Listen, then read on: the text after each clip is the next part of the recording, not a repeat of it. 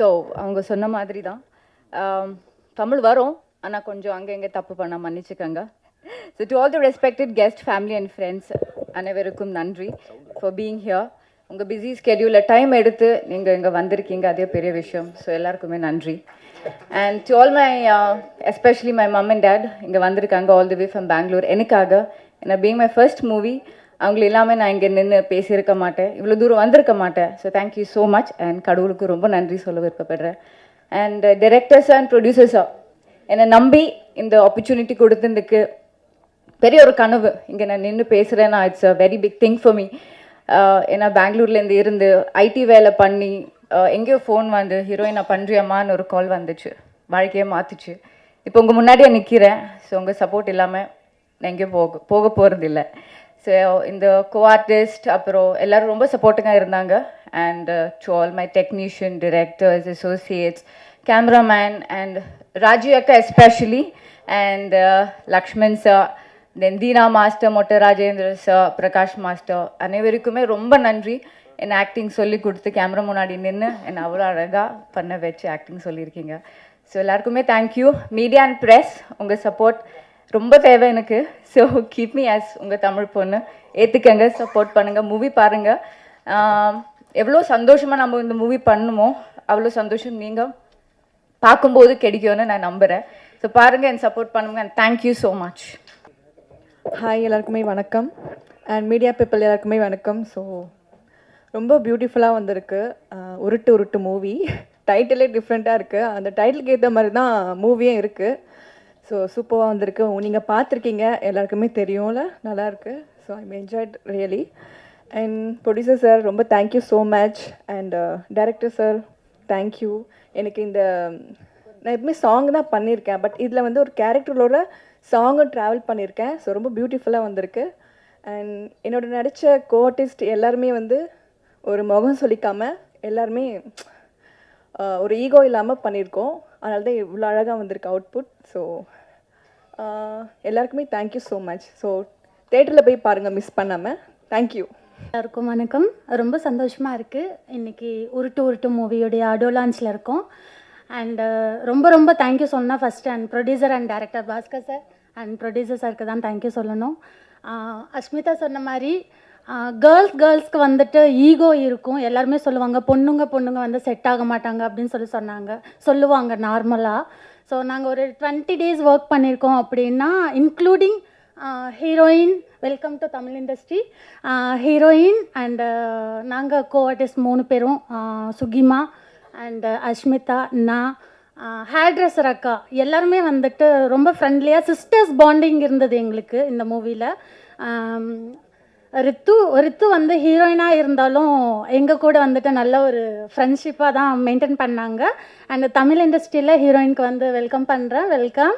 And இந்த songs வந்து ரொம்ப சந்தோஷமாக இருந்தது. ஒர்க் பண்ணும்போதும் சரி, இப்போ பார்க்கும்போதும் சரி, ரொம்ப சந்தோஷமாக இருக்குது. அண்ட் தீனா மாஸ்டருக்கு நான் ரொம்ப ரொம்ப தேங்க்யூ சொல்லணும். Thank you so much master. And special thanks director sir and producer sir. கண்டிப்பாக இந்த மூவி தேட்டரில் ரிலீஸ் ஆகும்போது ஃபேமிலியோடு வந்து தேட்டரில் பார்த்து எங்களுக்கு சப்போர்ட் பண்ணோம். Thank you all. எல்லாருக்கும் வணக்கம். என் முழு பேர் சின்னாலப்பட்டி சுகி. திண்டுக்கல் பக்கத்தில் இருக்கிற சின்னாலப்பட்டி கிராமத்திலேருந்து வந்திருக்கேன். நான் கிட்டத்தட்ட 15 வருஷமாக இந்த இண்டஸ்ட்ரியில் இருக்கேன். நிறைய வாய்ப்புகள் தேடிட்டுருக்கேன். இடையில நான் இப்போ சார் கூட டைரக்டர் கூட படம் பண்ணும்போது, வேறு ஒரு படம் பண்ணும்போது சொன்னார், நான் படம் பண்ண உங்களை கூப்பிட்றேன்னு சொன்னார். ஆனால் மனுஷா கோயிலில் ட்ரெஸ்ஸை போட்டு என்னை ஆட விட்டாருங்க. ஆனால் மாஸ்டர் ஒத்துழைச்சார்.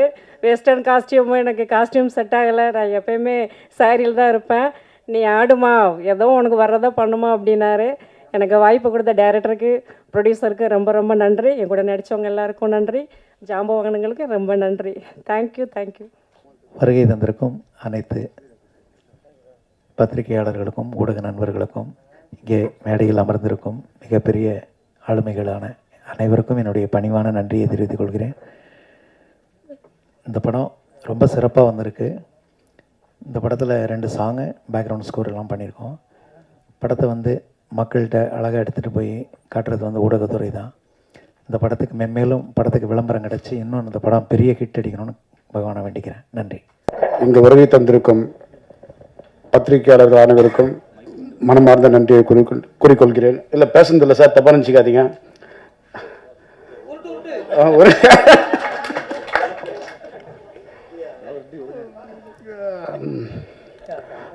ரொம்ப கஷ்டப்பட்டு சின்ன லெவலில் இந்த படத்தை ஆரம்பித்தோம். ஜெய்சங்கர் சார் அதை ஒரு பிரம்மாண்டமாக ஒரு நல்ல தெளிவாக பண்ணுறதுக்கு ஒரு விஷயம் பண்ணி கொடுத்து கை கொடுத்தாரு. அவருக்கு நன்றி. முதல்ல கூப்பிட்டோடனே அடுத்த வார்த்தை, டேய் நீ ஃபோன் பண்ணக்கூடாதா, ஏன்டா அவரை வச்சு பண்ணுறேன்னு சொன்ன கஸ்தூரிராஜா சாருக்கு நன்றி. நீங்கள் சொன்னீங்களா சார், அது கஸ்தூரிராஜா சாருக்கு நன்றி. அண்ணன் விக்ரமன் அண்ணனுக்கு நன்றி. உதயகுமார் சார் உங்களுக்கு நன்றி. ஆனந்த சார் உங்களுக்கு நன்றி. எல்லாருக்கும் நன்றி. தயவுசெய்து நான் அப்புறம் பேசுகிறேன். இல்லை வரல எனக்கு. அதுக்கு நன்றி. எங்களை வாழ்த்து வந்த பெரியவங்களுக்கு மிக்க நன்றி. கஸ்தூரிராஜா அவர்கள் sir, Anand Babu sir, Vikraman sir, Udayakumar சாருக்கும் எல்லாருக்கும் ரொம்ப நன்றி. நான் ஒரு விஷயம் சொல்ல விரும்புகிறேன். அது என்னவென்றால், ப்ரெஸ் மீடியா நண்பர்களுக்கும் மற்றும் சேனல் நண்பர்களுக்கும் எல்லாருக்கும் எங்களை போன்ற புது ப்ரொடியூசர்களை நீங்கள் தான் வெளியில் வரணும். அதே போல் சின்ன பட்ஜெட் படங்களை மக்கள் மேலே கொண்டு போயிட்டு எங்களை நல்லபடியாக வர மாதிரி நீங்கள் தான் வாழ்த்தணும். அது நான் உங்களை வேண்டிக் கொள்கிறேன். நன்றி, வணக்கம். எல்லாருக்கும் வணக்கம். முதல்ல தயவு செஞ்சு எல்லோரும் என்னை மன்னிச்சிருங்க. உங்களெல்லாம் இன்றைக்கி ஒரு பெரிய என்னுடைய திரையுலக குருவை பார்த்துட்டு வரதில் கொஞ்சம் லேட் ஆகிடுச்சு. அதனால் முக்கியமாக எனக்கு இங்கே நீங்கள் எல்லோரும் பெரியவங்க தான், இல்லைன்னு சொல்ல, பெரிய தலைங்க 3 பேர் இந்த விழாவை அலங்கரிச்சிருக்காங்கன்னா அது வேறு யாரும் இல்லை, திரு விக்ரமன் சார் அவர்கள், திரு கஸ்தூரிராஜா சார் அவர்கள், திரு ஆர்பி உதயா சார் அவர்கள். இதோட ஒரு பெரிய பிளெஸ்ஸிங் என் பிள்ளைக்கு கிடைக்கணுங்கிறது எனக்கு நினச்சி பார்க்க முடியாத ஒரு விஷயம். இது எங்கள் அப்பா செஞ்ச புண்ணியம். மிஸ் நாகேஷ் ஐயாவுக்காக இந்த ஒரு அமைப்பு இங்கே அமைஞ்சிருக்குது. அது மட்டும் இல்லை, இந்த விழா நல்லபடியாக களை கட்டிகிட்டு இருக்குங்கிறது என் கண்ணு முன்னாடியே தெரியுது. ஸோ தாமதித்து வந்ததுக்கு என்னை மன்னிச்சிருங்க. இந்த உருட்டு படம் டைரக்டர் பாஸ்கர் பண்ணியிருக்காரு, என்னுடைய பையன் பண்ணியிருக்கான். தயவு செஞ்சு என்னை எப்படி இந்த ப்ரெஸ் எல்லாம் நீங்கள் தாங்கினீங்களோ அதே மாதிரி என் பையனையும் தாங்கி இந்த திரையுலகில் அவனையும் ஒரு நட்சத்திரமாக்க வேண்டியது உங்கள் பொறுப்பு. நன்றி, வணக்கம். மீடியா நண்பர்களுக்கு வணக்கம், பத்திரிகை நண்பர்களுக்கு வணக்கம். எங்களை வாழ வைத்து கொண்டிருக்கும் கடவுள்களாகிய உங்களுக்கு மறுபடியும் நான் கேட்டுக்கிறது என்னென்னா, அடிக்கடி நம்ம சந்திக்கிறோம், எத்தனை தடவை பார்த்தாலும் சலிக்க மாட்டேங்குது. இந்த படத்தை பற்றி ஏதாவது எழுதுங்க, தப்போ ரைட்டோ. எங்களை மாதிரி யாராவது சொன்னால் ஏதாவது எழுதுவீங்க அப்படின்னு தான் இந்த மாதிரி ஃபங்க்ஷனுக்கு வர்றோம். இந்த ஃபங்க்ஷனுக்கு நான் வந்ததுக்கு பல காரணங்கள் இருக்குது. அதில் முதல் காரணம், அவர் இங்கே வரலன்னு நினைக்கிறேன், வஜ்ரவேலு நம்ம இயக்குனர் பாஸ்கருடைய சித்தப்பா. ஒரு காலத்தில் எனக்கு அவர் கார்டியனாக இருந்தவர். இந்த நாட்டுப்புற பாட்டு ஒத்தருவா தாரன்னு இன்றைக்கி கூட இந்த அம்மா சொன்னாங்களே அந்த பாட்டு, அந்த படம் முடிக்கிறதுக்கு ஃபினான்சியல் ஹெல்ப் பண்ணார். அவர் பண்ணல, ஒரு இடத்துல வாங்கி கொடுத்தார். அன்னைக்கு அது ரொம்ப பெரிய, இன்றைக்கி அவர் வருவார், அவருக்கு மேடையில் ஒரு துண்டு போட்டுடலாம் அப்படின்னு நினச்சேன், அவர் வரல. அடுத்தது இந்த பாஸ்கர், எங்கே பாஸ்கர் வா, இவரை வெறும் பாஸ்கரா எனக்கு தெரியும், கேமரா உதவியாளர் பாஸ்கரா எனக்கு தெரியும், துணை இயக்குனர் பாஸ்கரா எனக்கு தெரியும். இப்போ இயக்குனர் பாஸ்கரா எனக்கு தோளோட தோள் பக்கத்தில் நிற்கிறாரு. இனி அடுத்து நம்மளை விட உயரமாக நிற்பார். அப்போ நம்ம எப்படி பார்க்கலாம். அவருக்காகவும் நான் என்ன கிட்டத்தட்ட ரொம்ப ஜூனியரில் இருந்து நான் அவரை பார்க்குறேன். அவரை கூப்பிட்டது ஒரு பெரிய ரீசன் நான் வந்ததுக்கு. இதுக்கப்புறம் முக்கியமாக தமிழ் திரையுலகின் தாரக மந்திரம், என்றைக்கும் அழிக்க முடியாத நிரந்தரமான பெயர் நாகேஷ். அவர் இல்லைன்னா ஆனந்த் பாபு என்னை கூப்பிட்டார். அவரே எனக்கு நெருங்கின பழக்கம்தான். நம்ம டிஃபென்ஸ் காலனியில் இருக்கும்போது அடிக்கடி சந்திச்சிருவோம். அவங்க வீட்டுக்கு வந்திருக்காங்க, நாங்கள் அவங்க வீட்டுக்கு போயிருக்கோம். நாகேஷ் சார் என்னுடைய படத்தில் நடிச்சிருக்கார். என்னுடைய படத்தில்னா நான் டைரக்ட் பண்ணல, செல்வராகவன் பண்ண காதல் கொண்டேன் அதில் நடிச்சிருக்காரு. நாகேஷ் சாரை பற்றி பேசாமல் எந்த ஒரு சினிமா மீடியாவும் தப்பிக்க முடியாது. அவ்வளவு நிரந்தரமான அவரை பற்றி சொல்லணுன்னா பாலச்சந்தர்லேருந்து ஆரம்பிக்கணும். பாலச்சந்தருடைய நாடக வாழ்க்கை அவருடைய சின்ன வயசுலேருந்து 7-8 வயசு 10 வயசு 12 வயசுலேருந்தே கிராமத்தில் ஆரம்பிச்சிருச்சு. அவர் சென்னைக்கு வந்து ஏஜிஎஸ் அலுவலகத்தில் வேலை பார்க்குறாரு. அப்பவும் நாடகம்தான். அவருக்கு எதுக்கு நாடகம் பண்ணுறாரு அப்படின்னா, நான் ஒரு நூலில் படித்தேன் அதை. இப்போ எல்லா சினிமாக்காரங்களுக்கும் இருக்கிற ஆசை தான். சினிமா கலைஞர்களுக்கு பணம் மட்டுமே நோக்கம் அல்ல, பணம் வேணும். பட் ஏதோ ஒரு மாயை நமக்குள்ளே புகுந்து, நம்ம எல்லாருக்குள்ளேயும் தான் சொல்கிறேன், பைத்தியம் பிடிச்சி ஆட வைக்கும். அந்த மாதிரி பாலச்சந்தருக்கு நம்ம தெருவில் போனால், நம்ம ஸ்கூலுக்குள்ளே போனால், காலேஜுக்குள்ளே போனால் எல்லோரும் நம்மளை பார்க்கணும். அவன் போகிறான்டா பாலு போகிறான்டான்னு சொல்லணும். இப்படிங்கிற ஒரு மாயைக்காக அவர் நாடகம் போட்டிருக்கார். இப்போ ஏஜிஎஸ் ஆஃபீஸில் போடும்போது இவர் ரொம்ப பிரபலமாயிட்டார். இப்போது நாகேஷுக்கு பாலச்சந்தருடைய நாடகத்தில் நடிக்கணும். அவ்வளோ பெரிய ஆக்டர் பாலச்சந்தரை தேடி அங்கே வர்றார். ஒரு நாள் இல்லை, டெய்லி 10 மணிக்கு வந்துடுறது. இதனால் பாலச்சந்தருக்கு புகழ் ஏறுது. ஆஃபீஸில் யாரும் ஒர்க் பண்ண முடிகிறது இல்லை. இப்படி இருந்து நாகேஷுக்காக ஒரு நாடகம் எழுதி, அது என்ன நாடகம், அது நேர்குமிழி இல்லை, சர்வர் சுந்தரம் எழுதி சொல்லிட்டாரு, எழுதிட்டேன்டா வான்னு சொல்லி அவங்க 2 பேரும் வாடா போடன்னு பேசிக்குவாங்க போல இருக்கு. எழுதி ட்ராமா கொடுத்து படிச்சுட்டாரு. இவர் பாலச்சந்தர் ஸ்டேஜுக்கு வந்துட்டார். நாகேஷ் வரல. இவருக்கு பயம். என்ன சினிமான்னு பரவாயில்ல, கொஞ்ச நேரம் பொறுத்து ஆரம்பிக்கலாம். இப்போ நம்ம ஆரம்பித்த மாதிரி 7 மணிக்குன்னு சொல்லிட்டு 7:45 கூட நம்ம ஆரம்பிச்சுக்கலாம். நாடகத்தை அப்படி ஆரம்பிக்க முடியாது. தயவு செஞ்சு அதை மாற்றுங்க கொஞ்சம். ஏன்னா இங்கே உட்காந்துருக்கிற எல்லாருக்குமே நிறைய கம்ப்ளைண்ட்ஸ் இருக்குது, ஃபிசிக்கல் கம்ப்ளைண்ட்ஸு. அதுக்கு தகுந்த மாதிரி நீங்கள் 7 மணின்னா 7 மணிக்கு ஆரம்பித்து 8:30 9 விட்டுட்டிங்கனாக்கா நாங்கள் மெடிசன்ஸ் எடுத்துக்கணும், போகணும். இதெல்லாம் கொஞ்சம் எல்லாருமே மைண்டில் வச்சுக்கணும். இப்போ வந்து பாலச்சந்தருக்கு வேர்த்து கொடுத்தது மணி அடிக்கிறது அவர் தான் அடிக்கணும். இப்போ நாகேஷ் இன்னும் வரல. எப்படி மணி அடிக்கிறது? ஆடியன்ஸ் எல்லாம் எதிர்பார்த்துட்டு இருக்காங்க. எப்போவுமே பாலச்சந்தருடைய ட்ராமா, எல்லா ட்ராமாவுமே ஹவுஸ்ஃபுல் தான், எல்லாமே பாப்புலர் தான். இப்போது நாகேஷ் வரலன்னா வேறு வழி இல்லாமல் 1 மணி அடிக்கிறார். அடிச்சோடனே ஒரு பறக்க ஓடி வந்து கட்டி பிடிச்சிக்கிறார். பாலு போச்சுடா. என்னடா போச்சுடா? நீ ஃபுல் ஸ்கிரிப்ட் கொடுத்தியா? அதில் முதல் வார்த்தை தாண்டா ஞாபகம் இருக்குது, வேறு எதுவுமே ஞாபகம் இல்லைங்கிறார். இது என்னடா இது? இவருக்கு இப்போ 2வது மணி 3வது மணி அடித்தாச்சு. இவர் உடனே பிடிச்சி ஸ்டேஜில் தள்ளி விட்டார், போய் அந்த ஒரு வார்த்தையை சொல்லிட்டு வா அப்படின்ட்டு.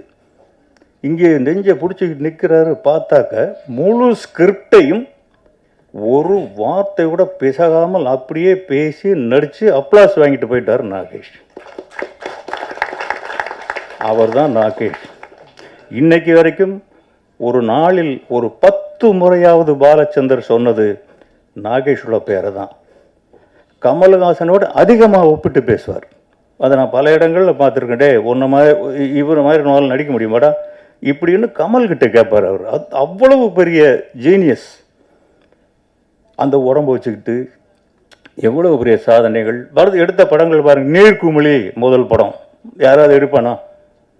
அதை நாடகமாக எடுத்து சக்ஸஸ் பண்ணி, அதை படமாக எடுத்து சக்ஸஸ் பண்ணி, அந்த நாகேஷுடைய பேரன். அந்த நாகேஷ் என் படத்தில் ஒரு 4 நாள் நடிச்சிருப்பார், 4-5 நாள் என்னமோ நடிச்சிருப்பார். அந்த நன்றியை தீர்க்கிறதுக்கு ஒரு இடம் கிடைச்சது. இது அதுக்கு தான் இந்த இடத்துக்கு வந்தேன் நான். அவர் பேரனை நம்ம ஆசீர்வதிக்கணும். தம்பி, நீங்கள் எல்லா நடிகர்களும் எஸ்கேப் ஆகிற மாதிரி நீங்கள் ஆக முடியாது. வாட்ச் பண்ணுவாங்க அவங்கள. இப்போது தனுஷ்க்கு அந்த எக்ஸ்பெக்டேஷன் இருந்ததில்லை. நான் டைரக்டர் தான், ஒருத்தன் புதுசாக வரான். பட் உங்களுக்கு அப்படி இல்லை. கம்பேர் பண்ணுவாங்க. ஆனந்த் பாபு அவருடைய பையன், அதை நீங்கள் ப்ராக்டிஸ் பண்ணி நீங்கள் வரணுங்கிறது என்னுடைய சின்ன சஜஷன், நாட் அட்வைஸ். அது ரெண்டாவது ஆனந்த் பாபுவோடைய விடாமுயற்சி. நான் கொஞ்சம் அதிக நேரம் எடுத்துக்கிறேன்னு நினைக்கிறேன், எல்லோரும் சீக்கிரம் போஸ்கன்னு சொன்னாங்க. ஆனந்த் பாபுடைய சுச்சுவேஷனை நான் கண் முன்னாடி பார்த்துருக்குறேன். ஏன்னா தனுஷ் இன்ட்ரடியூஸ் பண்ணுறதுக்கு நான் வேறு அலுவலகங்களுக்கு போக வேண்டிய சூழ்நிலை. நானே தயாரிப்பாளராக இருந்தேன், நானே டைரக்டராக இருந்தேன். அதனால் நம்மளே எடுத்துருவோம் அப்படின்னு ஏதோ பை ஃப்ளோக் அதை கொண்டு வந்தோம்.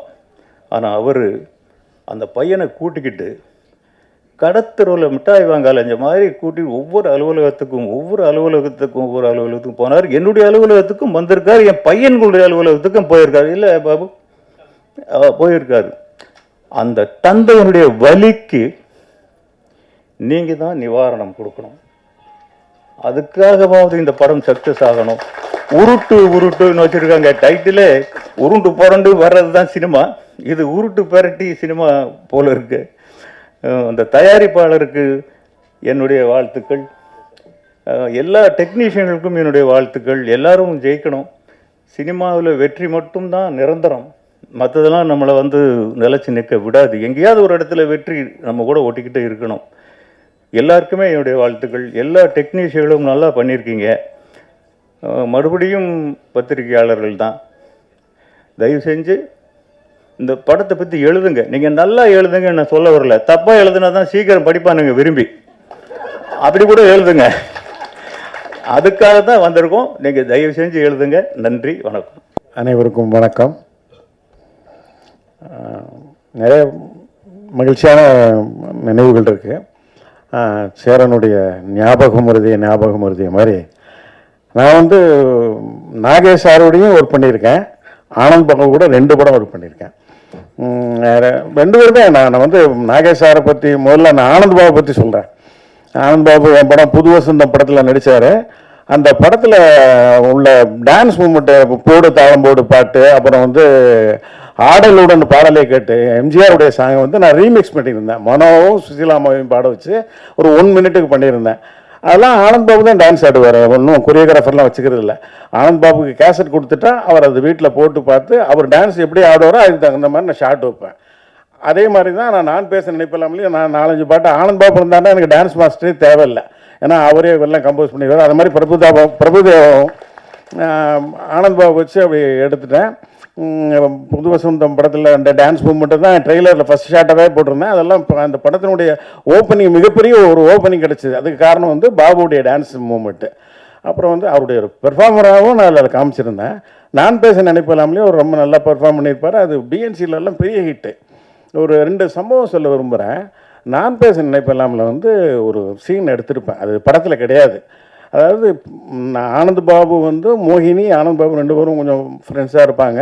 மோகினி இப்போ பெரிய ஆளாயிருவாங்க, ஒரு பெரிய கலெக்டர் ஆயிடுவாங்க. ஆனால் ஆனந்த் பாபுக்கு எந்த வாய்ப்புமே இல்லாமல் ரொம்ப சாதாரணமாக இருப்பார்.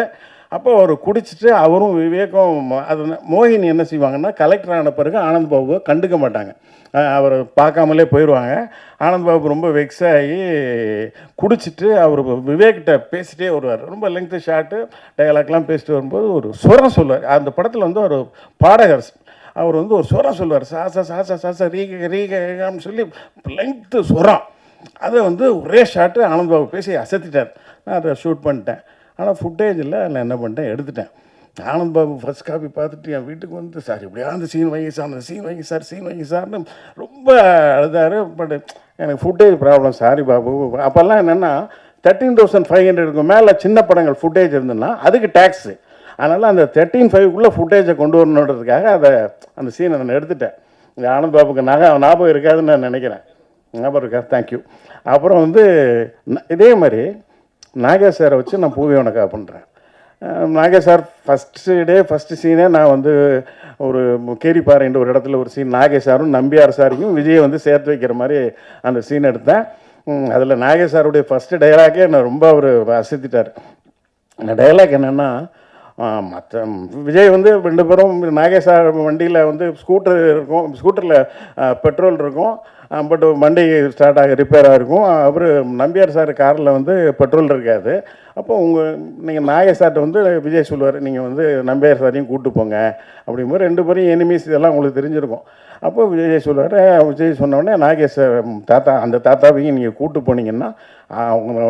போனீங்கன்னா நல்லது அப்படின்ற மாதிரி விஜய் சொல்லுவார். அப்போ நாகேஷ் சார் சொல்லுவார், மற்றவங்க கஷ்டப்படுறது எனக்கு தாங்க முடியாதுன்றது உனக்கு தெரியும், அவனுக்கு தெரியாதா அப்படின்னு ஒரு சின்ன பஞ்சு விட்டு ஒரு கேப் இது போனால் நான் ரொம்ப என்ஜாய் பண்ணேன். அப்புறம் அவர் வச்சு ஒரு சீன் ஒன்று எடுத்தேன், அதுவும் ஃபுட்டேஜில் கிடையாது, தூக்கிட்டேன். அதாவது என்னென்னா, அவர் வந்து விஜய்க்கு பர்த்டே, அந்த பர்த்டேக்கு வந்து ஒரு வீட்டுக்குள்ளே மிட் நைட்டில் வந்து சுகுமாரிம்மா வீட்டுக்குள்ளே இருப்பாங்க. இவர் ஒரு நாயை துரத்துற மாதிரி வீட்டுக்குள்ளே வருவார். வீட்டுக்குள்ளே வந்தோடனே சுகுமாரிம்மா பயந்து பின்பக்கமாக போயிடுவாங்க. அப்போ நாகேஷ் சார் வந்து உள்ளே வருவார். அப்புறம் விஜய் வீட்டுக்குள்ளே கூப்பிட்டு கொஞ்சம் நல்ல சீன், ஒரு இன்ட்ரெஸ்டிங்கான சீனு. அந்த சீனும் படத்தில் கிடையாது, ஒரு லெவல் வரைக்கும் இருக்கும். வீட்டுக்குள்ளே வர்ற வரைக்கும் நாகேஷ் சார் விஷ் பண்ணுற வரைக்கும் இருக்கும், அதுக்கப்புறம் இருக்காது. அப்புறம் அன்னைக்கு நைட்டு ஷூட்டிங்லாம் முடிச்சிட்டோம். நான் வந்து அந்த சீன் 2-3 ஷாட் 2-3 டேக் எடுத்தேன். அப்புறம் ரூமுக்கு வந்துட்டேன். நானும் நாகேஸ்வரம் எதிர ரூம் நாகர்கோவிலில் கிட்டத்தட்ட ஒரு நைட்டு ஒரு 1 மணி இருக்கும். ஏன்னா நாங்கள் ரொம்ப லாங் டிஸ்டன்ஸ்லேருந்து நாகர்கோவிலுக்கு வரணும். வந்து நைட்டில் நான் குளிச்சுட்டு பையன் எனக்கு சாப்பாடு இருக்குது சாப்பிட்டுட்டு, நைட்டில் லேட் நைட் சாப்பிட்றேன்னொடனே சரக்கு அடிச்சுட்டு சாப்பிடணும்னு நினச்சிடாதீங்க, நான் அந்த மாதிரி கிடையாது. நான் சாப்பிட்டுட்டு இருக்கேன். அப்போ ரூமுக்கு கதவு தட்டுறாங்க. யாருன்னு பார்த்தா நாகேஷ் சார் குளிச்சுட்டு வெறும் டவலை மட்டும் போத்திட்டு வர்றாரு. வந்தவுடனே என்ன சார் இந்த நேரத்தில் அப்படின்னு கேட்டேன். ஒன்றும் இல்லைம்மா, இன்றைக்கி நான் நடித்தது உனக்கு ஏதோ பிடிக்கலன்னு நான் நினைக்கிறேன், நீங்கள் என்னை வச்சு 4-5 டேக் வாங்கினேன், அது எப்படியாவது நாளைக்கு ரீஷூட் பண்ணிடுறேன், எனக்குமே அது அவ்வளோ ஹாப்பியாக இல்லை அப்படின்னா. இல்லை சார், நீங்கள் எக்ஸலண்ட்டாக பெர்ஃபார்ம் பண்ணீங்க சார், எனக்கு ரொம்ப பிடிச்சிருந்தது சார், நான் கொஞ்சம் பெர்ஃபெக்ஷன் இன்னும் கொஞ்சம் பெட்டராக வரணுன்றதுக்காக தான் எடுத்தேன், அது ஒன்றும் இல்லை சார், நல்லா இருக்கீங்க, நல்லா நடிச்சிருக்கீங்க சார், அது நாளைக்கு ரீடேக்லாம் பண்ண வேண்டாம் சார் அப்படின்னு சொன்னேன். இல்லைம்மா எப்படியாவது நாளைக்கு எடுத்துறேன்னாரு. நான் அது எடுக்கலை. அப்புறம் டப்பிங்கில் பார்த்துட்டு நல்லா தான் இருக்குது, கரெக்டாக இருக்குது அப்படின்னு சொல்லிட்டாரு. ஆனால் அதுவும் ஃபுட்டேஜில் போயிடுச்சு, அந்த போர்ஷன் இல்லை. அந்த எதுக்காக இதை சொல்ல வரேன்னா, ஆனந்த் நாகேஷ் சார் அந்த பெர்ஃபெக்ஷன், அந்த அந்த அவ்வளோ பெரிய சாதனையாளர், நம்ம நல்லா நடிக்கலையோ, டைரக்டர் சாட்டிஸ்ஃபை பண்ணலையோ அப்படின்ற மாதிரி அதை மறுபடியும் நம்ம பண்ணிடணும், எப்படியாவது பண்ணிடணும், டைரக்டர் ஒரு சாட்டிஸ்ஃபை பண்ணிடணுன்ற மாதிரி அவருக்கு இருக்கிற மாதிரி ஆனந்த் பாபு நான் நல்லா நடிச்சிருக்கேன், நல்ல சீனு, அந்த சீன் ஃபுட்டேஜில் போயிடக்கூடாதா அப்படின்ற மாதிரி அவருக்கும் அதே ஒரு பரிதவிப்பு இருந்தது. இதெல்லாம் எதுக்கு சொல்கிறேன்னா, கஜேஷ் இது நீ மற்றவங்ககிட்ட வந்து கற்றுக்க வேண்டாம். நீ வந்து இப்போ எங்களுக்கு நான்லாம் வந்து சினிமா பரம்பரையிலேருந்து வரல, ஆனால் நீ வந்து உனக்கு அவங்க தாத்தா அவங்க அப்பா இவங்கள்ட்டேருந்தே நீ நிறைய கற்றுக்கலாம். எனக்கு இந்த படம் பார்க்கும்போது அந்த இவர் சொன்ன மாதிரி ஆர் உதயகுமார் சொன்ன மாதிரி அந்த கோங்குரா சாங் ரொம்ப பிடிச்சிருந்தது. கஜேஷ் இன்னும் கூட நல்ல டான்ஸில் கொஞ்சம் பயன்படுத்தியிருக்கலாமோன்னு எனக்கு தோணுச்சு. ஏன்னா நாகேஷ் சார் பெஸ்ட்டு டான்ஸர், நல்லா பெர்ஃபார்ம் பண்ணுவார். ஆனந்த் பாபு அதே மாதிரி எல்லாருக்குமே தெரியும், பாடும் பாடிலாம் அவருடைய டான்ஸுக்காகவே ஓடிச்சு. அது மாதிரி கஜேஷ் இன்னும் கூட டான்ஸு கொஞ்சம் பயன்படுத்தியிருக்கலான்னு தோணுச்சு. பட் அவர் நல்லா தான் ஆடியிருக்கிறார். அவருக்காக இன்னும் கொஞ்சம் பெட்டரான ஒரு சாங் பண்ணியிருந்துருக்கலாமோ அப்படின்னு தோணுச்சு. மியூசிக் ரைட்டர் ரொம்ப நல்லா பண்ணியிருக்காரு, கோச்சிக்காதீங்க. நான் வந்து 2 சாங்குமே ரொம்ப நல்லா இருந்தது, நான் பார்த்த 2 சாங்குமே ரொம்ப நல்லா இருந்தது. அப்புறம் அந்த ஹீரோயின், நான் வந்து அவங்க கன்னடம், கிட்டத்தட்ட நான் மெட்ராஸுக்கு வந்து 42-43 வருஷம் ஆச்சுன்னு நினைக்கிறேன். இப்போ வந்து கிட்டத்தட்ட ஒரு 30-35 வருஷமாக யாரும் தாவணி போட்டு நான் இங்கே பார்த்ததே இல்லை, எல்லாம் எங்கள் ஊரில் தான் பார்த்துருக்கேன். ஆனால் இங்கே வந்து இந்த ஹீரோயின் வந்து ஒரு கன்னடத்து பைங்கிளி, சரோஜாதேவிக்கு அப்புறம் அவங்க வந்து இந்த மாதிரி தாவணியோடு வர்றது பார்க்கும்போது கொஞ்சம் மனசுக்கு நிறைவாக இருக்குது. நம்ம கலாச்சாரம் இன்னும் காப்பாற்றப்பட்டுக்கிட்டு இருக்கு அப்படின்ற மாதிரி இருக்குது. இன்னொன்று சொல்லிக்கிறேன், உதயகுமார் சாருக்காக சொல்லிக்கிறேன். நான் வந்து ஒரு வரதுக்கு முன்னாடி வந்து அந்த 3 வீரன்ஸ் அந்த லேடிஸோடையும் நாங்கள் வந்து ரொம்ப ஹாப்பியாக இருந்தோம் அப்படின்னாரு. நான் அப்படியெல்லாம் கிடையாதுன்னா, நான் ரொம்ப நல்லவன், உங்களை மாதிரி இல்லை. இது வரைக்கும் நான் கிட்டத்தட்ட 16 படம் எடுத்திருக்கேன். எந்த ஹீரோயினாவது என்னை பற்றி தப்பாக சொல்லியிருப்பாங்களா? இங்கே நிறைய பத்திரிகையாளர்கள் எல்லாம் இருக்கீங்க. எனக்கு என் காலத்தில் என்னை பார்த்த நெல்லை சுந்தராஜன் சார் இருக்கார், நண்பர் தேவராஜ் இருக்கிறாரு, தேவராஜ் போயிட்டாருன்னு நினைக்கிறேன், ஜெயச்சந்திரன் இருக்கார், மோகன சுந்தரம் இருக்கார், எல்லாருக்கும் என்னை பற்றி தெரியும். அப்புறம் சரவணன் இருக்கார், எல்லாருக்கும் என்னை பற்றி தெரியும். சத்யா இருக்கார். அதனால் ஆனால் அந்த மாதிரிலாம் இல்லை. அப்புறம் இன்னொன்று, ஒரு பெரிய செல்வந்தர் குடும்பத்திலேருந்து வந்தார் அப்படின்னு சொன்னீங்க. நான் அதுக்கும் சொல்லிக்க விரும்புகிறேன். அஃப்கோர்ஸ் எங்கள் அப்பா ஒரு வசதியானவர் தான். ஆனால் நான் சினிமாவுக்கு வந்து நான் பட்ட கஷ்டங்கள் எந்த டைரக்டரும் பட்டிருக்க மாட்டாங்க. எல்லாரும் அசிஸ்டன்ட் டைரக்டராக இருக்கும்போது பட்டினி கிடந்திருப்பாங்க. நான் பல பேட்டிகளில் சொல்லியிருக்கேன். நான் என்னுடைய முதல் படம் ஒரு சில்வர் ஜூப்ளி கொடுத்துட்டு என்னுடைய 2வது படம் பெரும்புலி ஃபெயிலியருக்கு அப்புறம் நான் பேச நினைப்பேன் நம்ம பாபு தான் ஹீரோ. அதில் நாங்கள் எவ்வளோ ஸ்ட்ரகிள் பண்ணோன்னு அவருக்கு தெரியும். நாங்கள் வந்து அதில் ஃபில்மே இருக்காது, 100 அடி 50 அடி பிட்டு ஃபில்மெல்லாம் வச்சு நாங்கள் அதை ஷூட் பண்ணி 2 வருஷம் போராடி தான் அந்த படம் ரிலீஸ் ஆச்சு. அந்த படம் பண்ணும்பொழுது பாதியில் படம் நிற்கும். அப்போ நான் எத்தனை நாள் நான் பட்டினி கிடந்திருப்பேன்னு என் கூட அந்த பாவா லக்ஷ்மணன் சொல்லி இப்போ சினிமாலெல்லாம் காமெடியாக நடிச்சிட்டு இருக்கான். அவன்கிட்ட கேளுங்க, அவன் சொல்லுவான். அப்படிலாம் நிறைய சினிமாவில் கஷ்டப்பட்டு போராடி தான் நான் டைரக்டர் ஆனேன். அந்த வசதிகள் எதுவுமே நான் அனுபவிக்கலை. இன்ஃபேக்ட் எங்கள் அப்பா இறந்த பிறகு இப்போ தான் அந்த சொத்துக்கள்லாம் கொஞ்சம் வந்திருக்கு. நீங்கள் நினைக்கிற மாதிரி பெரிய கோடீஸ்வரன்லாம் நான் கிடையாது. ஒரு கிராமத்தில் ஒருத்தர் பண்ணையராக இருந்தாருன்னா அவர் என்ன அந்த கிராமத்தில் இருக்கிறவங்களில் ஒரு 10 ஏக்கர் 20 ஏக்கர் வச்சுருந்தா அவர் பண்ணையர், அவ்வளோதான். அந்த அளவுக்கு தான் நான் வசதியானவன். ரொம்ப எல்லாரும் சொல்கிற அளவுக்குலாம் நான் ஒன்றும் சத்யராஜ் சார் மாதிரிலாம் ஜமீன் பரம்பரையெல்லாம் கிடையாது. ஓகேங்களா? அதனால் அதையும் தெளிவுபடுத்திக்க விரும்புகிறேன்.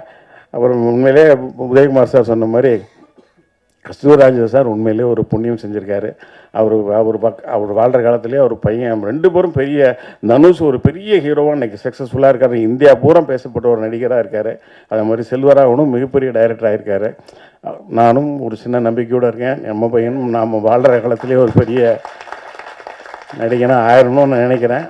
பார்க்கலாம், அது கடவுள் கையில் இருக்குது. கஜேஷ்க்கு என்னுடைய வாழ்த்துக்கள். பாபு ஆனந்த் இந்த படம் வந்து என்ன ஆனந்த் பாபு தான் கூப்பிட்டாரு, அப்புறம் கஜேஷும் என்னை கூப்பிட்டாரு. அவங்களுக்கு என்னுடைய நன்றி.